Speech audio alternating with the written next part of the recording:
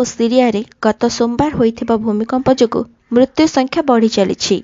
गत 24 घंटे प्राय 10,000 मृतदेह उद्धार करा जायछि। एही भूमिकंप जोगु सर्वाधिक क्षतिग्रस्त होइछि तुर्की। स्वास्थ्य मंत्री नव दास हत्या मामलें गुजरात गांधीनगर स्थित फोरेन्सिक लैब रे अभियुक्त गोपाल दास का पॉलीग्राफ टेस्ट आरंभ होइछि। सेहीपरि आसंता काली नार्को टेस्ट सहित अन्य मेडिकल टेस्ट कराजिबो बोली क्राइम ब्रांच सूचना देइछि। आंध्र प्रदेश काकीनाडा जिले में श्वासरुद्ध होई 7 जन श्रमिक प्राण हराइबा सहित जड़े गुरुतर आहत होइछन्ति। स्वर्गत मंत्री नवकिशोर दास द्वादशहारे जोगदे मुख्यमंत्री नवीन पट्टनायक नव दास परिवार वर्ग को साक्षात करी समवेदना जणाइथिले। ओडिशा रे प्रथम थर चंडीखोल पारादीप 53 नंबर जातीय राजपथ 4 लेन रु संप्रसारित होई 8 लेन पर्यंत हेबाकु जाउछि।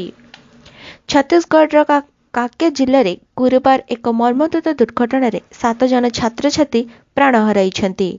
ऑटोरे 8 जन छात्र छात्री जाउथिला बेले विपरीत दिगरु ट्रक धक्का देबारु घटनास्थल में 5 जन छात्र छात्री मृत्युवरण करथिले एवं चिकित्साधीन अवस्था आउ 2 जन मृत्युवरण करिछन्ति।